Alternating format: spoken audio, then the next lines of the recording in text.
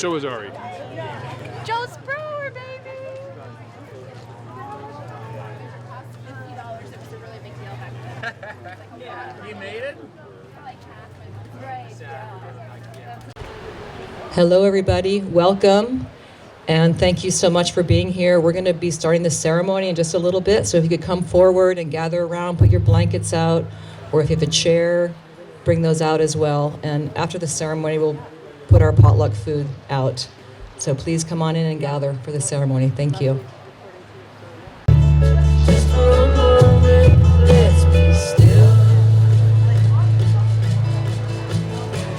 Just for a moment, let's be still.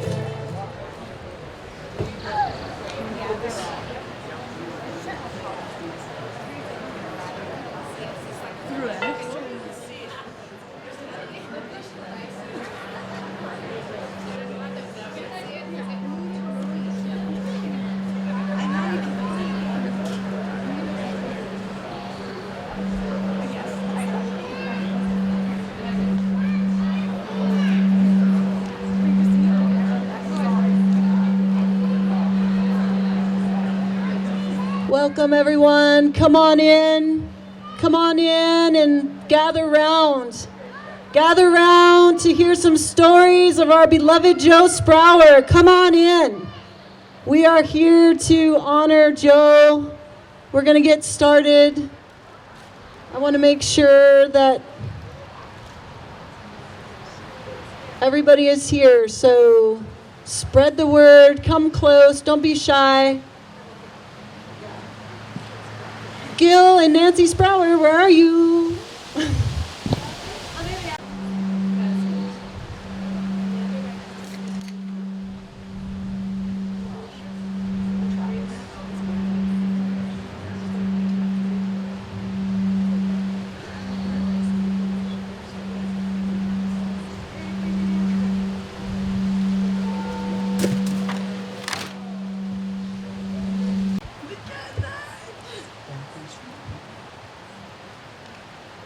All right, welcome everybody. I want to welcome David Lefevre to the stage, please, to do an acknowledgement of this beautiful, beautiful land and the first peoples who inhabited it.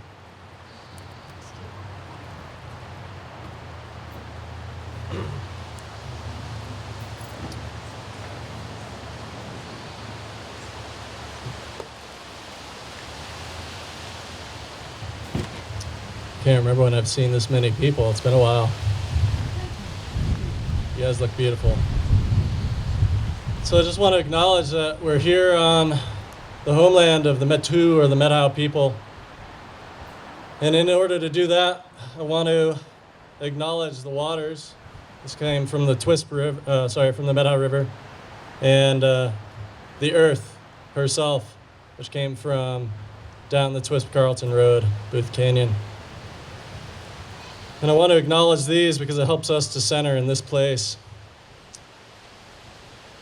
We want to give thanks to the waters and to the land.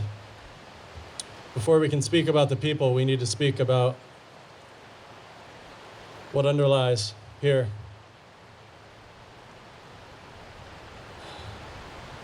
Part of acknowledging this place and giving thanks, we acknowledge what has happened here.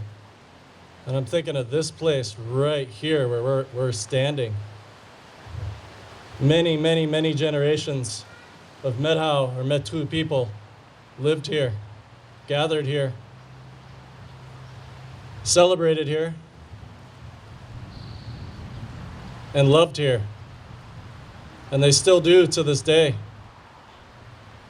Since time immemorial, the people have taken care of this place. And as I look around, I see that each and every one of you has that in your heart as well.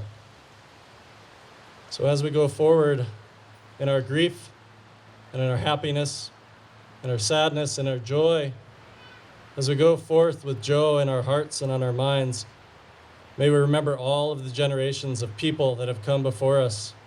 May we remember all the generations of the plants and the animals that have come before us. Let's remember the rocks, the oldest of beings, were as much alive as you and I. So we acknowledge that we live on land that was taken from the people. We acknowledge the history of diseases, of broken treaties, of assimilation, of colonization. And if we can settle into that grief, then we can be free from it as well. So we acknowledge that. And we go forth with love, with connection in our hearts.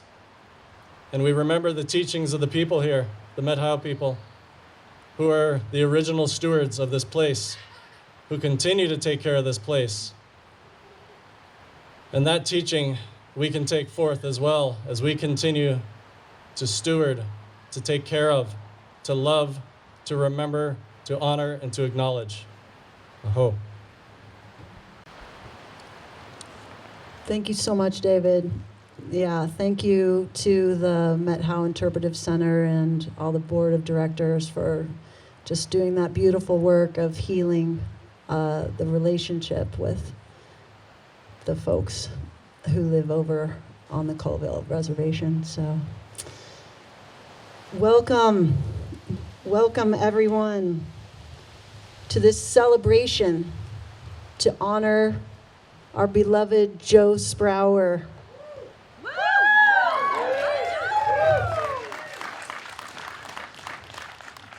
Son, father, brother, spouse, friend, community member, builder, G-force charger, spiritual seeker, and lover of life. We are here to honor Joe and also to honor our grief. May we learn more about him and from him in this ceremony today. And I just want to welcome everyone and all of our feelings. Because we live in a both and universe where we are asked to hold both joy and sorrow in our very same heart. So may we welcome in all the love and also welcome anything that might be blocking the receiving or the giving of that love. Joe was such a loving being. You could see it in his smile and in his eyes. So let's just tune in and really feel his love and presence here. My name is Tracy Sprauer, and my niece Bryce and I will be facilitating the flow of today's ceremony. Thanks for being here. Hello, everyone. My name is Bryce Sprauer. I'm Joe's niece. My Uncle Joe was living with my family for the first 9 months of my life back in 1995. And so I feel like he has been stepping forward alongside me throughout my life and also here today. I want to welcome our family who couldn't be here today, my Auntie Kat and Uncle Todd, my sister Carly, and my cousin Emily. We miss and love you all so much. Next, I want to welcome those who are already with Joe in the spirit realm, my mom and his big sister, Michelle, and their mom and my grandma, Mary.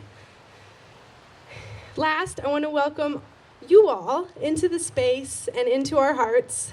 And remember, whatever arises in your heart today, feel free to return inward with compassion and know that you are surrounded by everyone here who is feeling the love and the loss of our dear friend Joe. So as we all know, Joe, he loved meeting people and making new connections, even though he actually was kind of shy and a true introvert in his nature, but he was also incredibly friendly. So let's just take a minute to look around you, and if there's folks that you're sitting next to that you don't know, let's make sure you introduce yourselves to each other. And we're community here, we're family here today, and so throughout this whole event, I just want to encourage you to be more like Joe and be open to really connecting and meeting everybody. So go ahead, let's take a minute and just tune in with the folks around you.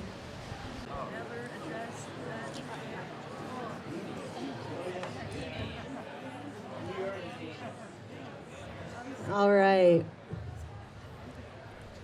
Do I get one of your videos on Tuesday? Lots of beautiful people here today, so I hope that we all can go home with some new friends after this day. Thanks so much for all being here. And without further ado, I want to welcome our daughter Ari to welcome her dad here with a message that she wrote. Hey. All right, so I have to open my phone. I'm a little nervous. Whew. Okay, are y'all ready? Okay, all right. Whew. Oh, okay, sorry. All right, here we go. Okay. Hey, Dad. If you were here, I would want to tell you first how much you are missed. I miss you like how I'd miss the river if it dried up. Something so strong and reliable can easily be taken for granted until one day the absence of such a large energy force is so painfully obvious that it tears at your heart all day, even when you are laughing and smiling on the outside. Like the strength and reliability of the river, it felt as if you would flow forever. I know that you have simply flowed between the world of the tangible and on into the light. Dad, I wonder every day what it might be like on the other side. Are you bouncing 50 feet into trees like in your lucid dreams you loved? Or sitting calmly within your spirit meditating with the cosmic energies around us? Dad, I also want to tell you of the deep feeling of love and appreciation that you have left me with. Our earthly journey together wasn't easy. Many times we argued or disagreed. Just a couple of dragons. All the silly earthly things we could do and say. But Dad, our intensity pushed me to grow, think for myself, and be strong in so many different ways. Even if we would argue, you would make things right between us before you would go to sleep because you were showing me how important it is to be present with and show love to your family every day. You really showed up to my school projects that I always told you you wouldn't need to come see because they weren't really that cool. But you just showed up anyway, so excited. You showed up to take us for hundreds of adventures where you talked Chloe and I through scary sections of climbs, river crossings, and big hike days. You always encouraged us to push harder, always letting us know how capable we are and expecting no excuses. Our dad really believes that we can do anything we set our mind to if we work hard. He would always tell us, "Can't never did anything," when we retorted with some "I can't" statement. Dad, you're also just that sweet and loving kind of dad. The kind who doesn't have to say anything when you're deeply hurting, sad, or sick. You would hold our toes while wrapping us in your serene, calm energy and breathing deeply, making the world feel as if everything would work out. The things I'm missing the most, Dad, are the simple ones. The way you would make your big, silly smile. You standing outside in a work shirt, inevitably walking to go change a sprinkler or get in your truck to work. I miss your hugs and the strength of your smallness. The way your thumbs were bent. And the way it felt when you would come up and rub my head when I'm stressed. I miss the way your breath would stink like Blue Star. Or our astrology talks, brainstorming permaculture ideas. And if you don't know what permaculture is, please look it up today. It's really important. I miss being able to come sit up real close on the couch and just snuggle in. I just miss you. And I will every day till I die. But on that day, I hope that everyone can be smiling because I've been waiting patiently and excited to go home to you, Dad. That's all.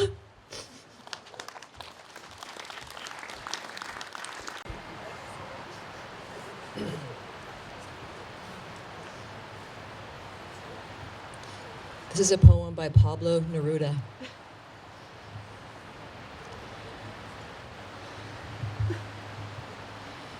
If I die, survive me with such sheer force that you waken the furies of the pallid and the cold. From south to south, lift your indelible eyes. From sun to sun, dream through your singing mouth. I don't want your daughter or your steps to waver. I don't want my heritage of joy to die. Don't call up my person. I am absent. Live in my absence as if in a house. Absence is a house so vast that inside you will pass through its walls and hang pictures on the air. Absence is a house so transparent that I, lifeless, will see you living. And if you suffer, my love, I will die again.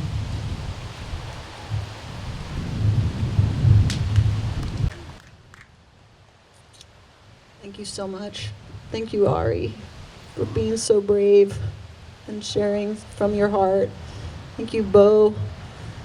Bo has been amazing in this time of grieving. It's been a big, big journey. And Frauke wanted these two poems. Joe loved Frauke so much, but she couldn't be here, so her poems are. So thank you, Frauke. Joe, he really was not afraid of death. And maybe that is why he died with no pain doing what he loved. We don't know. It's all a mystery. But death is one tough teacher for all of us left behind here with the hole in our hearts. Joe, he relied heavily upon his ability to breathe into just about everything that came his way. He experienced a lot of pain in his life, and he faced most of it with deep breathing, qigong, and just tuning into the deeper pulses. So as we ride the waves of grief today, tomorrow, and ever after, may we remember to breathe, be with all that is, and let it crack us open to more tenderness, to more love.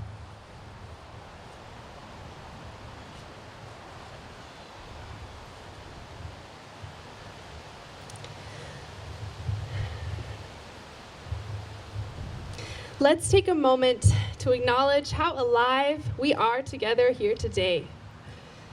Breathing in, we feel the valley air fill our lungs. Breathing out, we send gratitude to our lungs and to the trees.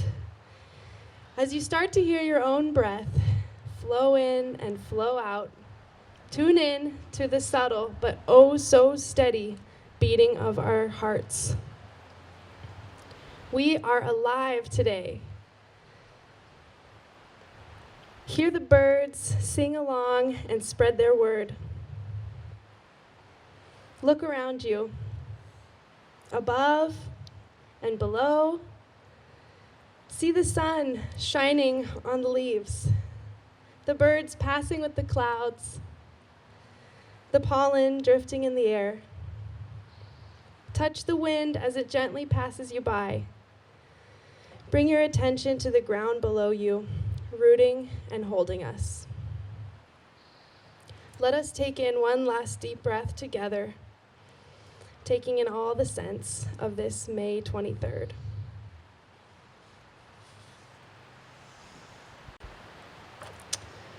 Thanks for joining us. It's really for Bryce and I so that we can do this up here.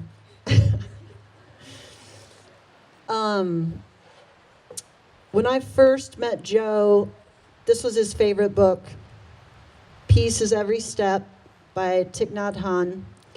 And he really leaned into these teachings of this beautiful Vietnamese Buddhist. Zen practitioner for all of the last 25 years that I've known Joe, and this reading was one of his favorites, and we offer it to bring some medicine to our hearts now. So let's imagine the joy and healing of Joe's smile as we read these words.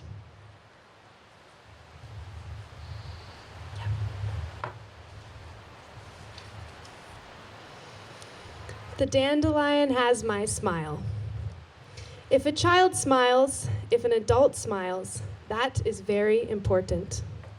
If in our daily lives we can smile, if we can be peaceful and happy, not only we, but everyone will profit from it. If we really know how to live, what better way to start the day than with a smile? Our smile affirms our awareness and determination to live in peace and joy. The source of a true smile is an awakened mind. How can you remember to smile when you wake up? You might hang a reminder, such as a branch, a leaf, a painting, or some inspiring words in your window or from the ceiling above your bed, so that you notice it when you wake up. Once you develop the practice of smiling, you may not need a reminder. You will smile as soon as you hear a bird singing or see the sunlight streaming through the window. Smiling helps you approach the day with gentleness and understanding. When I see someone smile, I know immediately that he or she is dwelling in awareness.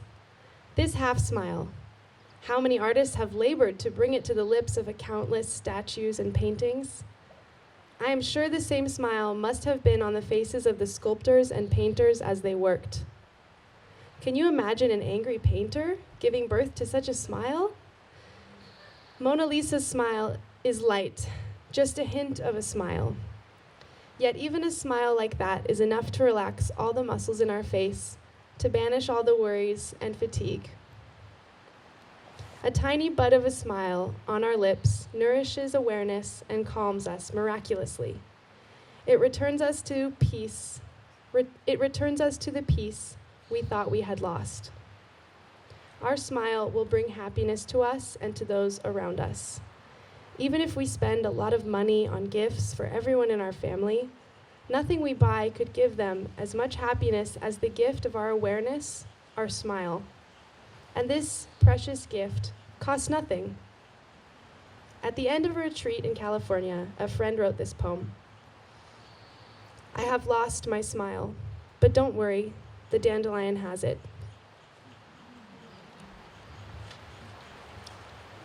If you have lost your smile and yet are still capable of seeing that a dandelion is keeping it for you, the situation is not too bad. You still have enough mindfulness to see that the smile is there. You only need to breathe consciously 1 or 2 times, and you will recover your smile. The dandelion is one member of your community of friends. It is there, quite faithful, keeping your smile for you. In fact, everything around you is keeping your smile for you. Don't need to feel isolated. You only have to open yourself to the support that is all around you and in you. Like the friend who saw that her smile was being kept by the dandelion, you can breathe in awareness and your smile will return. Thanks to Joe for his beautiful smile, and he really loved dandelions.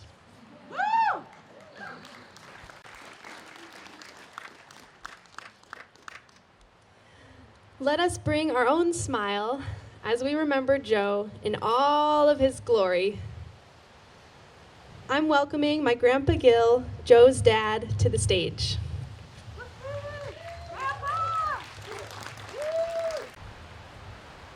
It's an obstacle course here.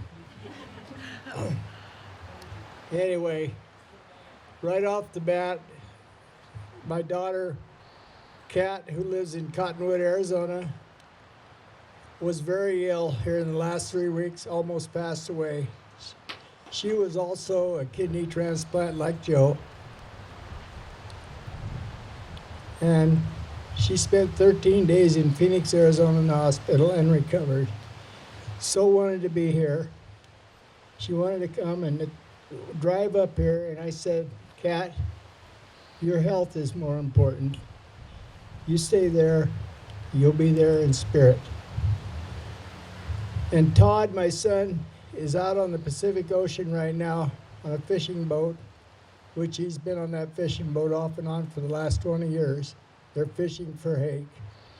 He Facebooked me this morning and said that he wished he could be here, but it wasn't possible because they put him under quarantine because he flew in. He lives in Bali, and so he flew into the United States from Bali, and he immediately had to go.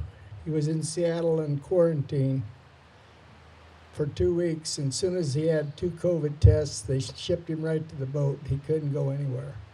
So anyway, Todd and Kat, we wish you were here, but we know you're in spirit. Before I forget, because this is mind-boggling, I look out here,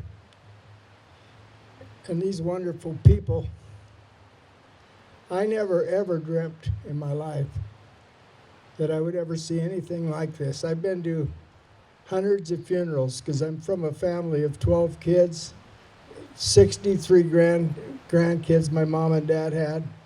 So we've seen it all. I've lost a daughter, I've lost a son, I lost 2 sons. I lost a son at 7 days old, and I lost Michelle, Bryce's mom, and now Joe. And Joe was very special to me. I was so proud of the work he did. Forgive me, I'm a wimp. No. But you know,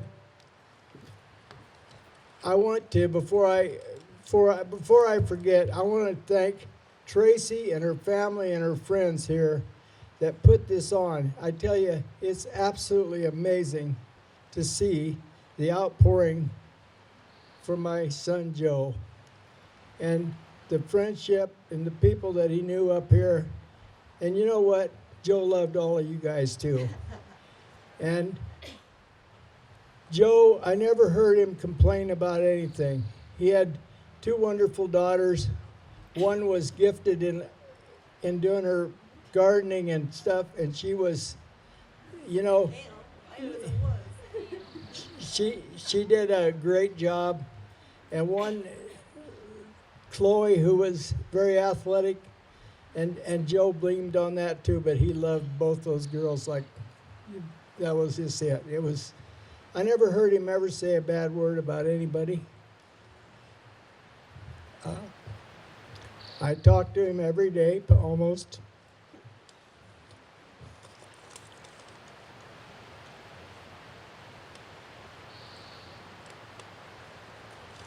And I'm telling you, I can't do it because I'm too emotional.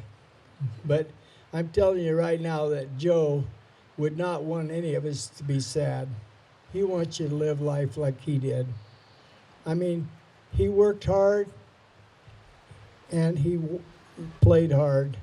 And he did crazy things like his dad did. But you know what? I think you can take one thing out of here today. Remember Joe, as he doesn't want you to be sad. He wants you to be happy and do what you could do and be happy for yourself. Thank you.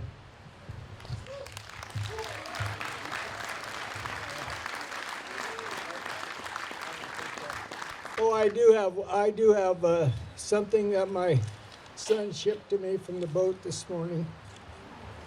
I'm gonna let Ari read it because she's not emotional like I am. That's me, not you. I'm not sure, Grandpa. Oh, is that right? And I probably, because I'm dumber than a post when it comes to these fancy phones, and so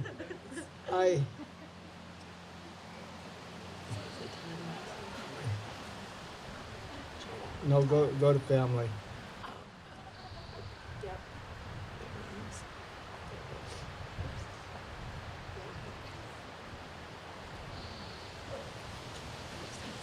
Okay, here's a message that Todd sent. Okay, so this is a message from my uncle, who my dad and his brother were like best friends, and they talked every day, and so this is what he sent us. Oops, oh shoot. What happened? Oh, there we go. Okay, sorry. All right, it says, a big hello to everyone. Rangiga, this is our temple for our ancestors, to pray for and honor them.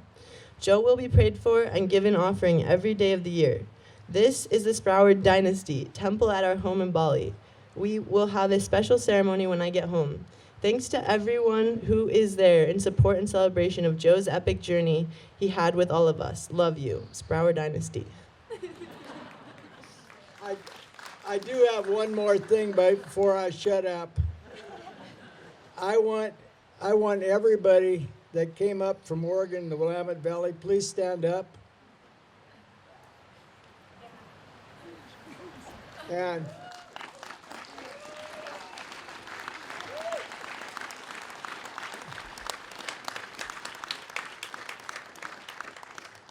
one of the guys that's there his name is Rich Elstrom. He's under the tree to my left. And Rich was one of Joe's mentors. Rich is a contractor on the Oregon coast, and Joe worked for him as a builder and learned a lot of his skills from Rich. So thank you for coming, Rich. Thank you for anybody that I missed. It's a long ways up here. It's 400 miles, you know. So I hand it to him. Thank you.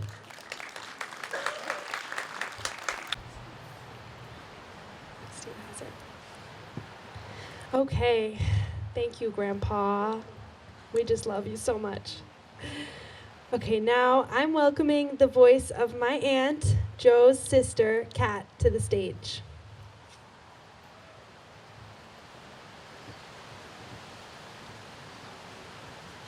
Cat lions.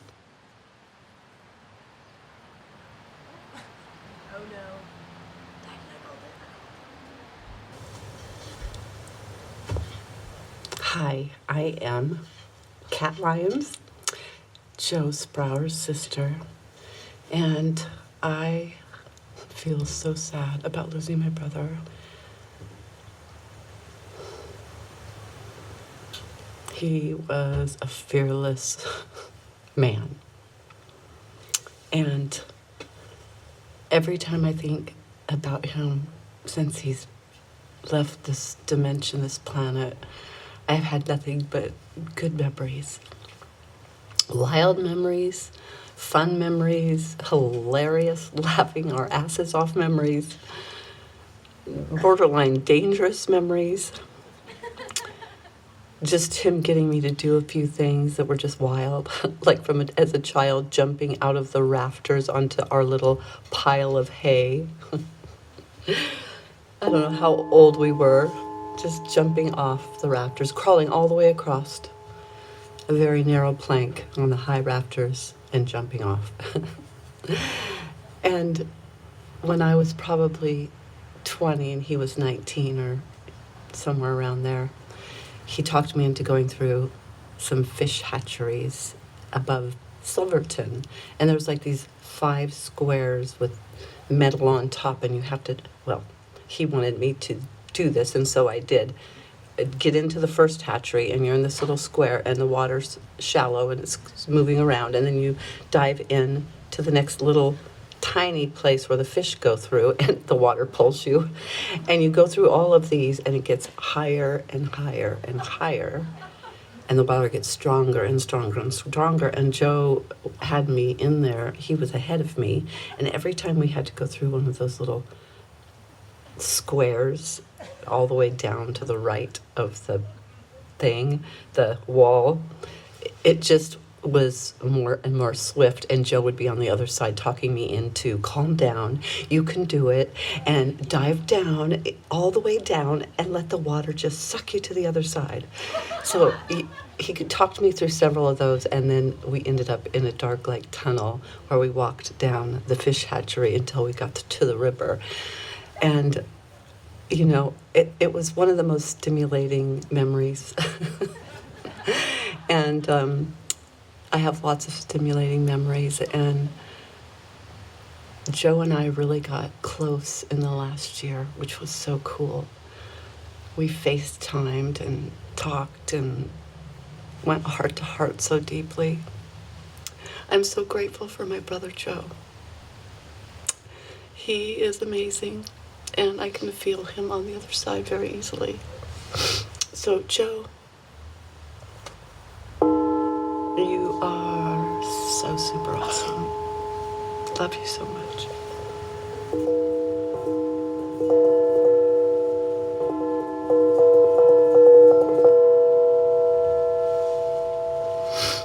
I wish I was there, but I'm not. Blessings. I love you all. Let's just all take just a few breaths and just imagine surrounding Kat with so much love and healing light for her glorious health and path forward. She's a gong maker and really extraordinary Sprauer person. So we send you love, Kat.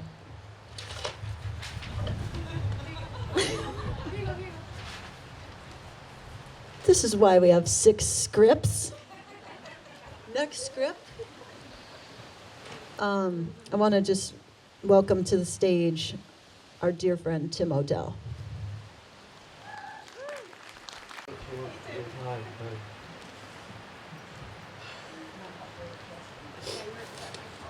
Yeah, I can get.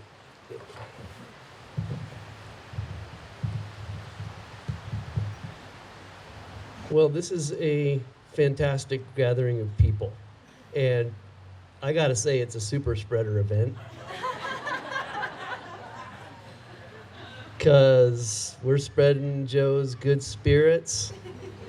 And I mean, how contagious is that?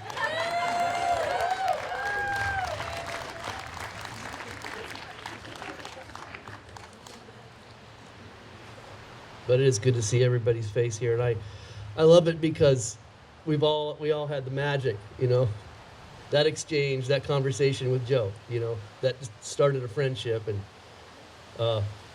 it's just good to see everybody here. So I'll be brief.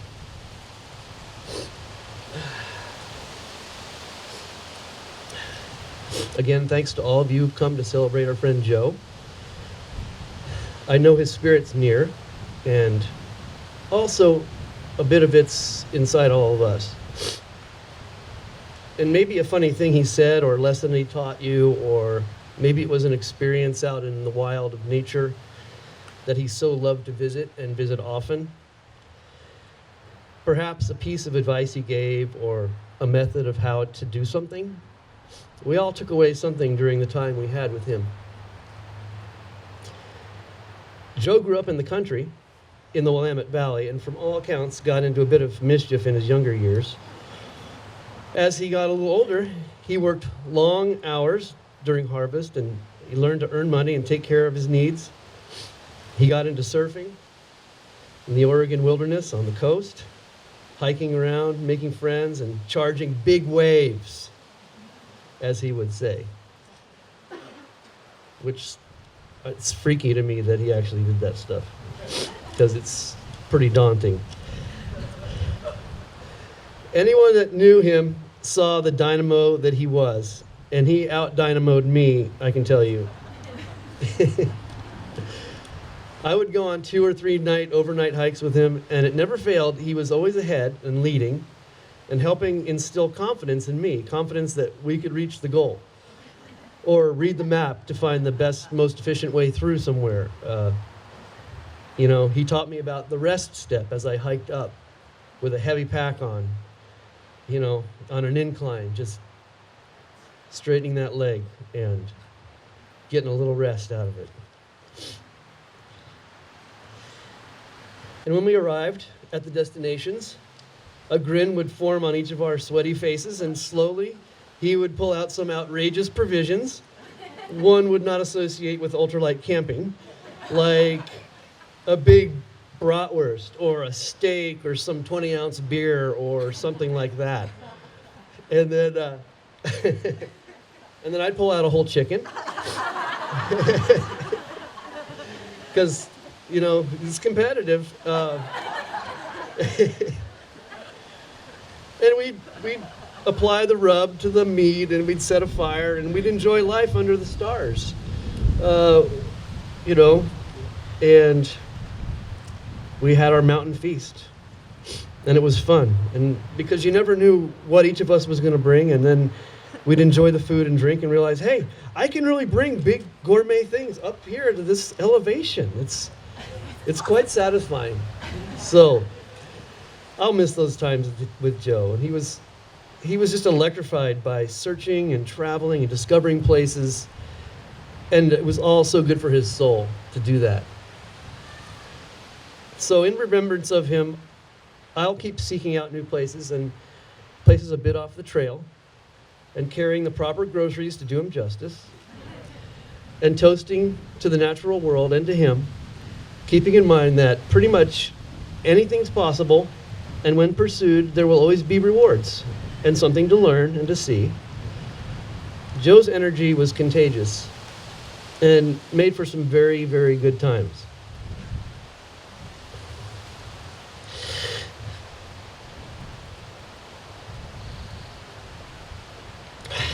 I'm so glad that I had those experiences.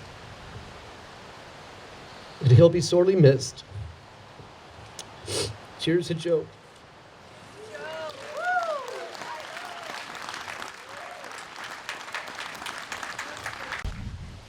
Oh, thank you so much, Tim. It's true. I saw him put the frozen chicken in his pack. I was like, what do you think you're doing? We're scheduling you your massage for the minute you get back. Laura has a poem for us. You said you wanted to read it. This is your spot. She's our therapy dog. Well, I have a poem, but I didn't write it. Subaga, who can't be here, Subaga Crystal Bacon, wrote this and sent it to me today. And I think she wrote it this morning. Probably been writing it all week, actually. Joe. 2 days after he died, I saw Joe in the Hanks Market parking lot. He was wearing his Joe clothes, Carhartt pants, the color of broken earth, a baggy once plaid shirt, a billed cap over his wild fringe of hair. Joe was sauntering across the lot, hands in his pockets, 5 o'clock. Maybe I'm just remember seeing him in town walking Glover Street at lunchtime, with the grin and his loose-limbed gait, or from the window of his truck when he came to help us fireproof our yard, or figure out where the mice came in, or visiting the snug 900-square-foot house he built in Ari's Tower. Joe one Christmas with a beer in his hands. That Sunday, a day off, Joe on his dirt bike flying over the land and landing again and again. Flight, release from gravity, then ground. That was Joe, riding whatever through motion for him to catch, waves, streets, these hills that call us all into their distant, difficult embrace. He was so happy, it broke his heart. It released him once more, flying free now.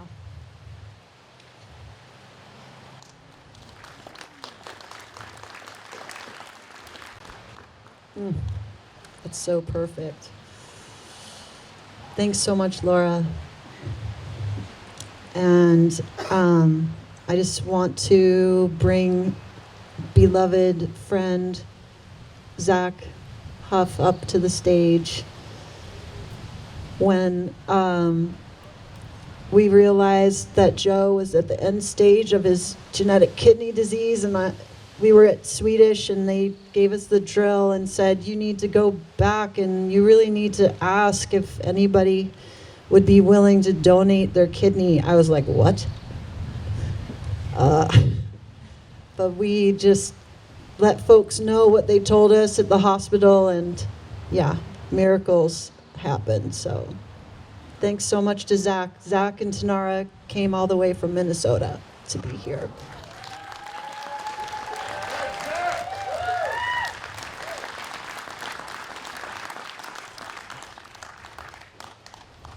Hi everybody, it's good to be here. It's been a long time since I've seen a lot of you. A couple years for the rest of you. But yeah, we've been gone from the Valley for about 6 years. But when we come back, it's always amazing. I always tell Tanara when we're driving in, it's like, wow, it's just like we were gone yesterday. And if I had to get up and go to work, they wouldn't miss a beat. So it's been really great to see everybody. Great community. It's amazing how you can just slide back in, see people, the love and support. Really appreciate that, and really reminds us of what a blessed, nice place this is. So that's a lot of words for me. One thing Joe and I did have in common, we both, I think, meant a few words. I remember one time Tanara, I think, was complaining to Tracy about me not communicating very well or something, and she goes, you know, Tanara, you married a man in a few words.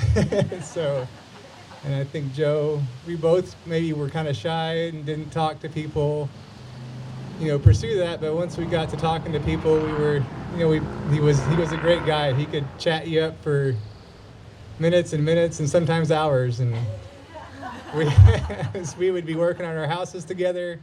We both were working on our houses in Lost River, and I'd swing by his place and we'd get to talking, and pretty soon I'd see Tracy out of the corner of my eye, giving him the look, and then likewise, he'd stop by our house with Ari in the, you know, in a wagon or something, and we'd get to bullshitting, and you know, an hour goes by, and Tanara's looking at me like, it's time to get some shit done here.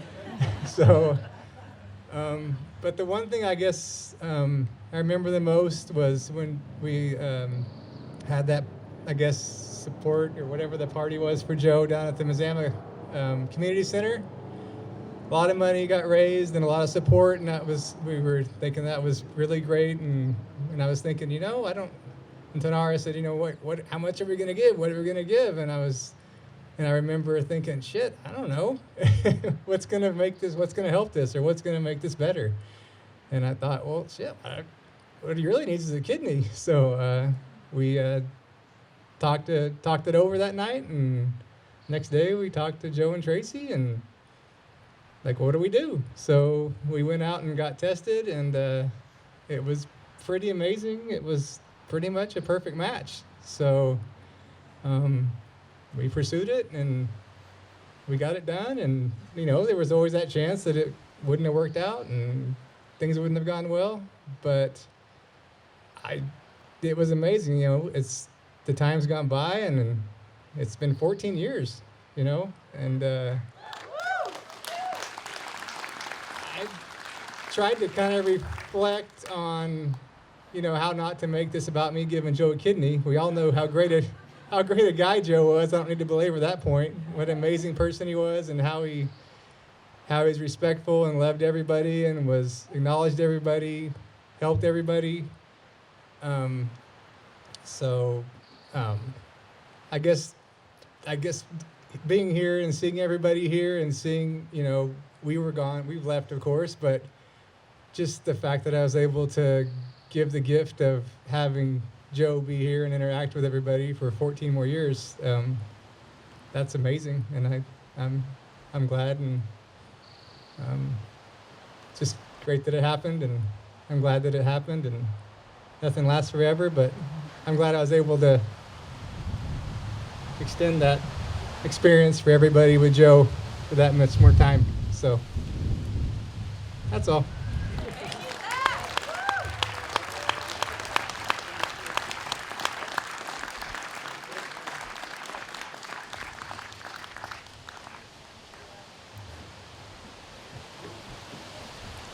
Thank you so much, Zach. I have to put in a plug. Zach has been a vegetarian for most of his life, and he was also like an amazing water drinker. He was drink like almost a gallon of water a day. Like when he originally did his test, they were like, is something wrong? Like his output is so much. But it was just because of all of his water, and the urologist told us that that was the most beautiful kidney he'd ever seen in his career. So drink more water.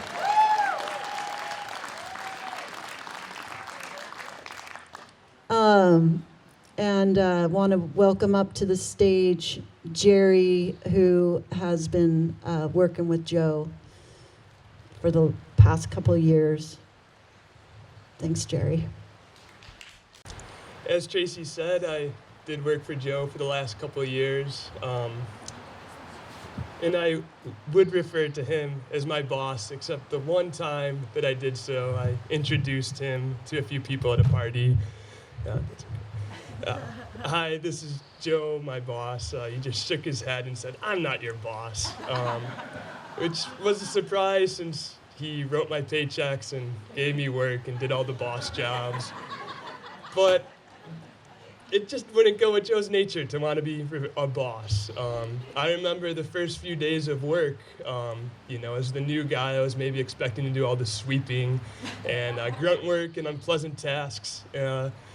And it wasn't like that at all. On our small crew, the unpleasant tasks were evenly shared. And it stayed that way the whole time I worked for Joe. Just a couple months ago, Joe and I had to inspect something in an attic. One of us would have to go in the attic and go through a 4-foot, attic space, through a jungle gym of trusses, knee-high in cellulose. It was a job Joe was dreading for weeks and putting off for weeks, and then finally we had to do it. And before I could even get to the attic space, Joe was wearing this white anti-dust suit and informed me that he'd be in the attic and I'd get to stay on the nice clean floor. And as a boss, I feel like he put his time in and certainly could have, made the new guy do the unpleasant jobs, but that was just never Joe's style. And I should have known that Joe would be an atypical boss right from when I met him. We were over at the tap room to talk about me working for him. He asked maybe a question or two about my work experience. And then over a drink or two or three, he just talked about how he loved to do good work and how just you could tell his passion for doing good work and how he really loved building. And as we were leaving, I wasn't sure if I'd be working for him. And my partner showed up, and not only did Joe insist on buying my drinks, something he'd do the whole time that I knew him, and just was a testament to his generosity, but he insisted on buying my partner, who he was just meeting for the first time's drink as well. And I remember he said, "You're family now." And I was like, I guess I'm working for Joe. And I should have known then that Joe would never just be a boss. He would be a teacher, a friend, a fellow builder, and what I'm most grateful for is he was just always so human. He was a fellow human on this journey with all his wild hopes and dreams, his frustrations and joy, and it was a privilege to experience some of it with him. Thanks, Joe. Woo, just a little bit longer. We're hanging in here, right? Yeah, wow, what a legacy Joe and his crew has left us with these beautiful buildings in the valley. And that's one of the projects that we hope to do, is to create a little book, the houses that Joe built. So thank you so much, Jerry, for coming up. And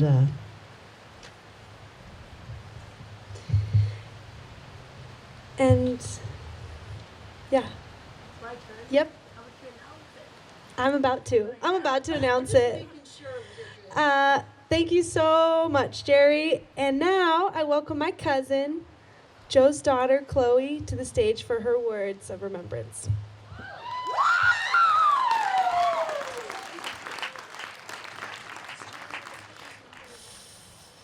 Okay, hello. I have not prepared a speech today. I decided, because I'm lazy. Well, no. Actually, because I do better just with it all coming through me. And if my dad taught me anything, it's to be a dork. And I just need to breathe a little bit. Okay, I'm ready. Oh my gosh. Well, we all know Joe as my dad, as a legend, pretty much. He was a legendary snowboarder, surfer, skateboarder, climber, adventurer. You name it. Gosh, it seems like he had the code to everything. And you know, as a kid, having a dad like that, I was never embarrassed. You know, I definitely had my moments of embarrassment with my mom. But, you know, my dad just, he wasn't. He was the coolest freaking dad you could have asked for. He was a badass. And, you know, I'm so grateful that I have a hybrid of me and my dad, or not me and my dad, my mom and my dad, because they're just some kick-ass people. But honestly, seeing just all these pictures of my dad and the spectacular things he did, like surfing and snowboarding and surfing more, you know, that wasn't what I was most proud of him for. This last year, my dad suffered a divorce, and that was really hard on him. It like split him open as a human, and I had never seen my dad split open like that before. And I've never seen someone change how he changed after that, ever. I'm so proud of him because in the last year he stepped up to be my dad more than he ever had in his life. And we got closer than we've ever been in our life. Just talking about our feelings, about his feelings. I remember this last year I haven't lived with my dad, regrettably. And so he really made an effort last fall to reach out to me and bring me on hikes and all these kind of adventures. And one day, he picked me up, and I asked him how he was doing. And he was like, well, I'm humbled to the core right now. And I was just kind of baffled because, you know, my dad wasn't the type to talk about his emotions like that. And he just kind of poured out this spewing, like, emotional thing of just how much he was deeply hurt by losing our family. And it was just something that I had never witnessed out of my dad, and it was one of the best days of my life. Just to feel him come to me in that way. And after that, I mean, me and my family, we got brought together by him for him to read this beautiful letter he had written for us. I guess, you know, Pops is here. He wanted to let me know. He wrote this beautiful letter for my family, and he stood up in our living room. Just, you know, who does that? Joe does. My dad does. And he wrote an individual letter to each one of us.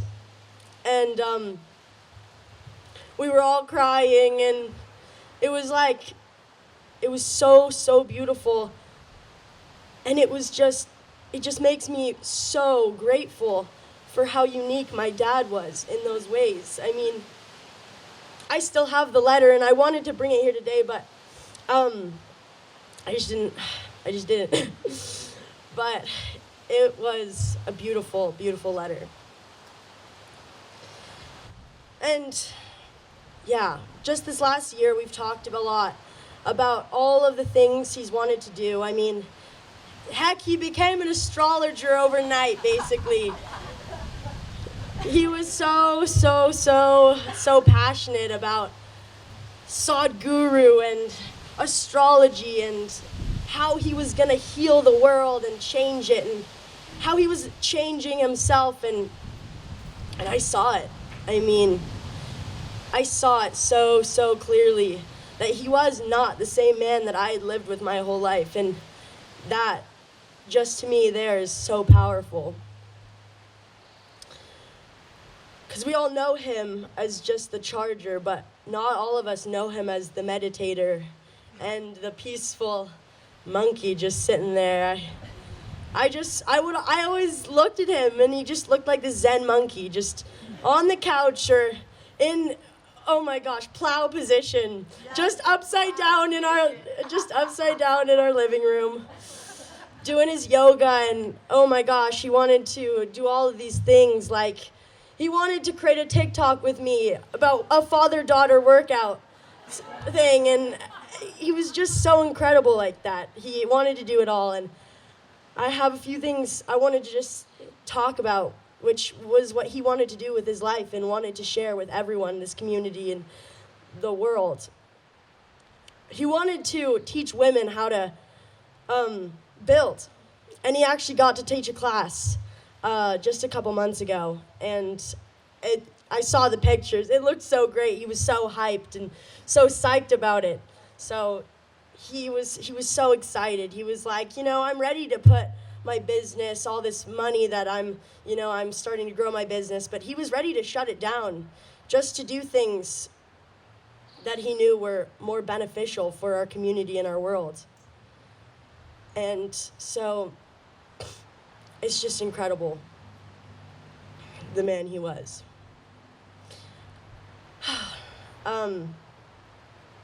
Yeah, I have so much more to say, but instead I'd honestly like to hold just a moment of silence to be present and mindful here, because that's something that he was really passionate about, was mindfulness. And he passed that to me and inspired me completely, and it's actually what I've been learning a lot of in the last year, but mostly in the last couple weeks here. Being present is the most important thing. So let's just bow our heads real quick for Papa Joe, Joe G, and just breathe.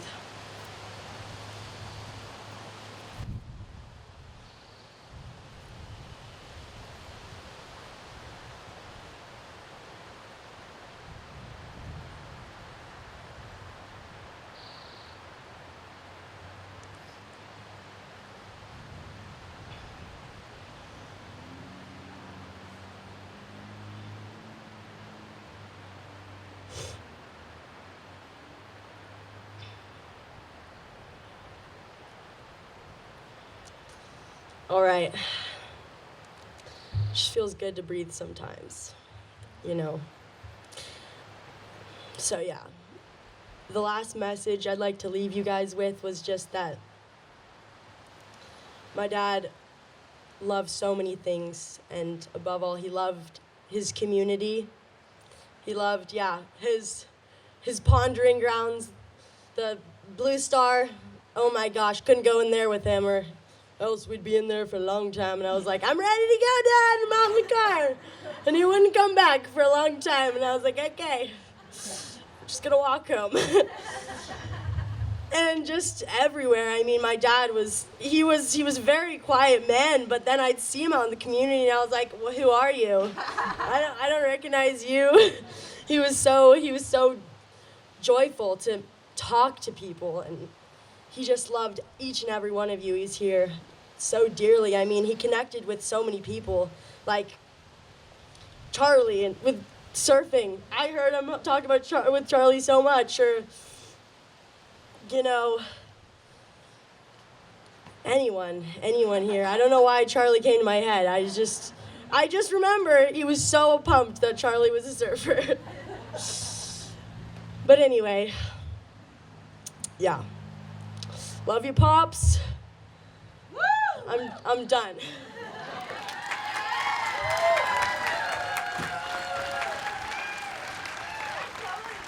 Wow. Ooh, I am humbled to follow my beautiful daughter, our beautiful daughter Chloe. I know that you know, Dad, Papa Joe, he is so proud of you two right now. So, thank you so much for having the courage, to speak. Whew. So, we're going to close this time together. Yogi and Donnie are going to close our time together, but before that, we just have a few little service announcements. What an extraordinary testament to a beautiful life well lived and be sorely missed. If anyone brought any photos, you can label them, and there's little clothespins over here, and feel free to hang them on the lights. There's also a guest book, and please be sure that you take a program. Oh, we wish that we could be together for hours and just hear each other's stories of our friend Joe, but we would be way too hungry. So we have a camera station for you to record and share a story or two, and it's right over there in that tree. There's a sign that says, please share your stories of Joe, and there's going to be a tripod set up, and you can just walk on over at your leisure and please share your stories, because we know there's just probably millions to go around that some of us might not know yet, and it's really special to hear. So feel free to go and tell a story to the camera. And also, thank you all for helping us with this shared feast. It has been a long time since we have really been able to break bread together in such a large group. We want to say thank you for bringing and wearing your masks in the food line. There's a little hand sanitizer station, so yeah, let's keep our COVID mindfulness so that we are just spreading joy. And after the potluck, we hope that you're going to get into the full uplift that Joe felt when he first heard that band of the same name, and they're playing here tonight. It was his intention to have a big party and have them play after COVID. What the heck, okay? But let's do Joe proud with some energetic grief and joy moving to the music after the potluck.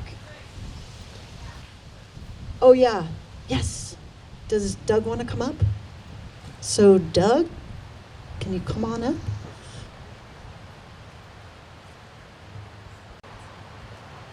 Hi everybody. For those of you that don't know me, I'm Doug Sherdinsky, and Joe was my neighbor, and I got the chance to work on some projects with him over the years, and he became my friend through these experiences. And last summer, I got to join a project that was already going on in Mazama that he was working on, the guides building there, and I was really lucky to get the opportunity to paint a mural up there with him. And through that experience, I got to see him a lot more than I had in a long time. And we had almost daily conversations. He was a really big fan. It was cool. He'd stoke me up every day and point out all the changes that I made. And So when that project came to an end, he asked me if I had any other art planned, that I was doing anything, and I really hadn't. So he had this idea. It was actually more of a vision that he had. This vision, it was a surfing vision of riding through a barrel of a wave and coming out into the sunshine. And the wave was a kaleidoscope of colors. And yeah, he proposed that to me, and I was like, wow, I hope I can figure out how to do that. So, but anyway, I got through the project, and he really liked what he saw. And he had this other idea. He wanted to make it into shirts and just give it to all his friends. And he never got a chance to do that. So some friends of ours, we got together and we got some shirts printed and some hats, and they're available on the table over here to my right. And feel free to have them. From Joe, with love to all of you. And thank you. Thanks so much, Doug. Yeah, they say Smokin' Joe Roper because that was Joe's nickname. He was really excited about it when he first met me. He was like, yeah, my nickname in the surf lineup is Smokin' Joe Roper. Some people are called Cream Rinse or something like that, but not me.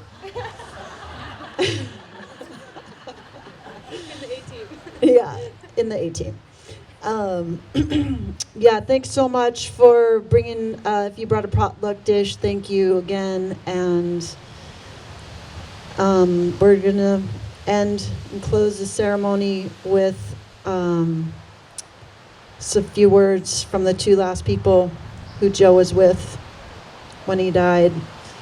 Michael Yogi Martin and Donnie Reddington is going to read the second Pablo Neruda poem.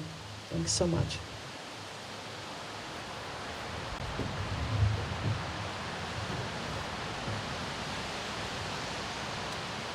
Hi everyone, it's nice to see you all out. I'm Yogi, this is Donnie. Hi. So I'm going to read a little something here. I ask you to bear with me. I'm not a real avid public speaker, but I'm going to ask you to bear with me, and in a moment I'm going to ask you to all close your eyes because I want you to imagine this scene that I'm going to describe to you. I really, really want you to immerse yourself in your mind's eye with this thing, to hear it, to smell it, and to feel this scene, okay? So everybody close your eyes now. Here we go. I'd like you to think of the Met-How blue skies overhead, the snow-capped sawtooths in the distance, and the verdant Met-How hillsides in the fore. Now I want you to feel the cool morning air on your skin while you're bathed in warm sunlight. It's nice, huh? A hillside of yellow balsam root, green bunch grass, blue larkspur, purple shooting stars, white spring beauties lies ahead of you. I want you to smell sage and the moist dirt of the Met-How. I want you to listen to the warbling meadowlarks and robin chirps.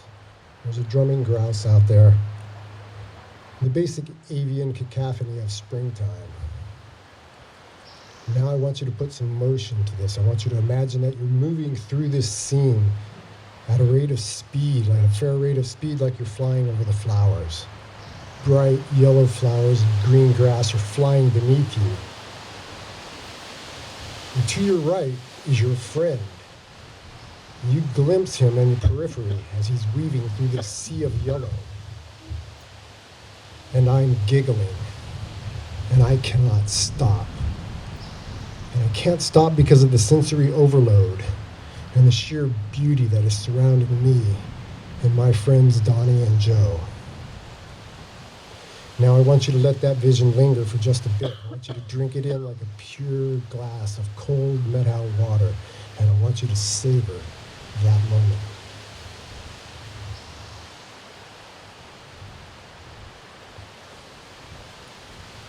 Okay, you can open your eyes now.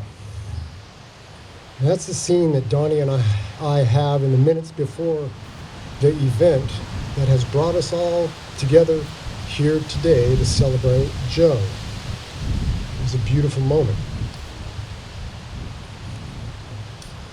So now I want to thank some folks. First off, I want to thank my Texas Creek neighbors and my wife Robin, who were instrumental in getting folks and gear up to us. That's what community is all about. I want to thank the Okanagan County Sheriff's Department Search and Rescue and Arrow Methow Rescue Service for their perseverance, their professionalism, and the respect they showed through all of this. And I want to thank Matt Cannon. He just showed up, unbidden, and he helped. These last three statements apply to all of us in one form or another, but I'm going to say them as they apply to me. Joe Sprauer was my friend, and I loved him. And I'm really going to miss him. Thanks.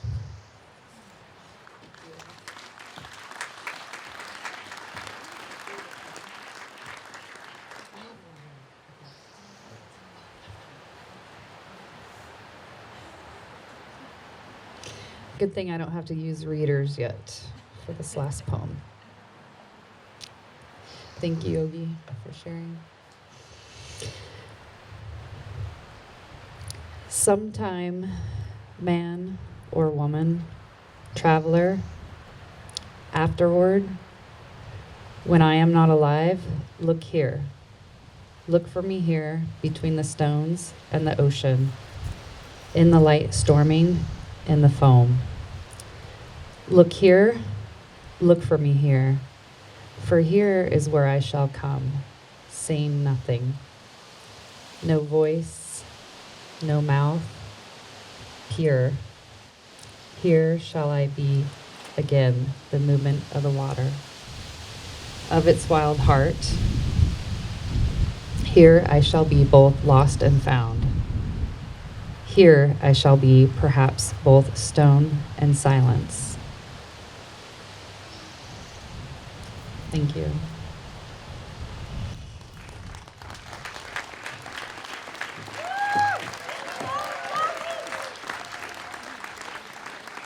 They were with Joe when he passed. I'm so thankful. Thank you.